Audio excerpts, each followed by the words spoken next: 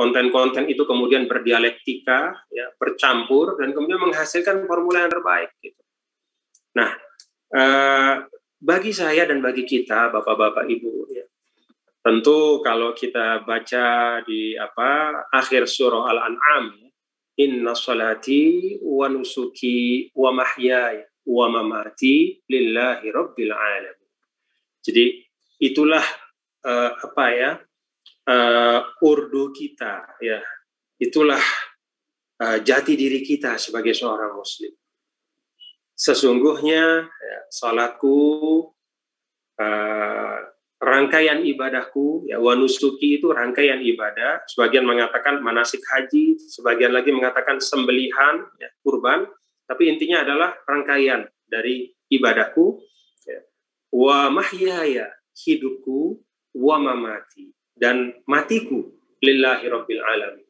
Ya, hanya untuk mencapai keridhaan Allah Subhanahu wa ta'ala. Nah,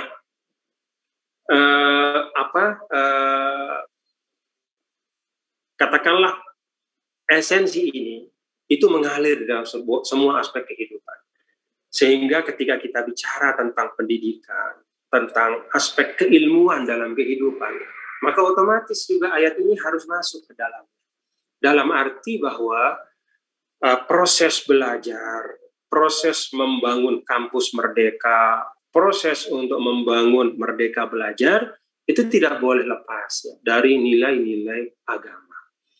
Karena agamalah yang membuat hidup kita ini berarti. Agama itulah yang menawarkan seperangkat, ya, konsep dan pemahaman yang membuat semua hal yang kita lakukan ini bernilai, tidak musprah, ya, dan membuat kita bisa menafsirkan, bisa hidup damai dengan kondisi-kondisi yang ada. Kalau tidak ada agama yang mengajarkan ada hari akhir misalnya, kita bisa pusing sendiri, bisa stres sendiri melihat misalnya katakanlah ada orang jahat sejahat-jahatnya, tapi dia tidak dihukum, ya. Dia tidak tidak terganggu dalam hidupnya, dia bisa terus-menerus menzolimi orang sampai dia mati misalnya. Ada orang misalnya terus-menerus terzolimi sampai dia meninggal misalnya. Kalau tidak ada agama kita bisa bingung melihat itu. Tapi ketika kita menyadari, oh ada agama, maka semua kemudian menjadi dapat kita tafsirkan. Kalau tidak sekarang Anda mendapatkan balasan, kelak Anda akan mendapatkan apa yang dulu Anda tanam itu. Nah, intinya adalah yang ingin saya sampaikan, religiositas, ya. Nilai-nilai agama, ya. Kalau orang sekarang sedang menyebut spiritualitas, ya. Kalau kita ya katakanlah nilai-nilai Islam, ya, itu tidak boleh lepas, ya, dari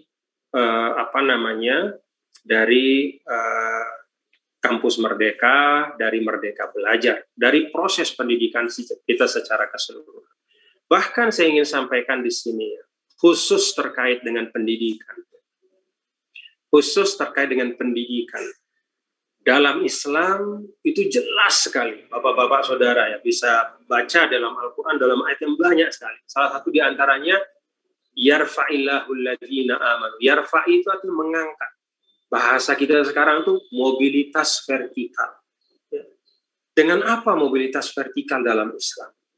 Ayat ini jelas sekali menyebut, ya, tidak dengan harta, tidak dengan keturunan, ya, tidak dengan status sosial, ya, tidak dengan kepemimpinan atau katakanlah aspek politik misalnya, ya, ekonomi politik, tidak, tapi eksplisit sini, alladzina amanu minkum walladzina utul ilma, ya, orang yang beriman dan berilmu. Jadi pendidikan adalah alat mobilitas vertikal yang sah dalam Islam. Bahkan itulah yang seharusnya. Jadi cerminannya kira-kira, ya mohon maaf ini ya sekedar ilustrasi intermezzo saja. Kalau kita di Indonesia itu kan biasanya kalau ketemu, ya, dengan orang, entah ditanya langsung atau ditanya melalui orang lain, itu siapa ya? Gitu. Itu siapa ya? Itu jawabannya biasanya merujuk kepada orang tua. kepada latar belakang sosial. Wah, dia anaknya si A, dia anaknya orang kaya misalnya. Oh, dia itu bapaknya ini. Tapi ya pengalaman saya ketika di Mesir dulu nih, ini sekedar intermezzo saja. Ketika pendidikan itu sudah menjadi alat mobilitas vertikal yang praktis, yang memang terwujud di tengah masyarakat. Ya. Kalau di Mesir kita ditanya itu bukan tentang siapa ayah kita, ya. Tentang bahkan tentang kami ini kan orang asing waktu di Mesir dulu, bukan kamu dari mana, negaramu mana, enggak, tapi di mana kamu belajar, di mana kamu belajar. Jadi pendidikan itu menjadi identitas. Kecendikiawanan itu menjadi sesuatu yang disyukuri, dibanggakan, dan dicari gitu. Nah, itulah sebenarnya yang sehat di dalam suatu interaksi sosial, di mana pendidikan, ya, keterpelajaran, ya, ilmu dan pengetahuan itu menjadi dasar, ya, bagi katakanlah interaksi sosial yang dibangun di suatu masyarakat. Jadi tidak nanya siapa orang tua dan segala macam, tapi yang ditanya di mana kamu belajar.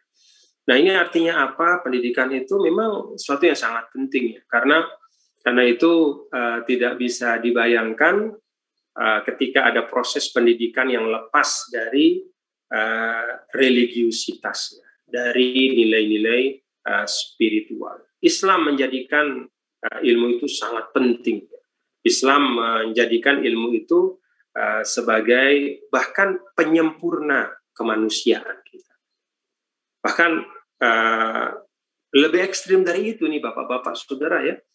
Kalau kita ambil ilustrasi yang disampaikan oleh Al-Quran, ketika Al-Quran bicara tentang makanan-makanan yang dihalalkan misalnya, ya, itu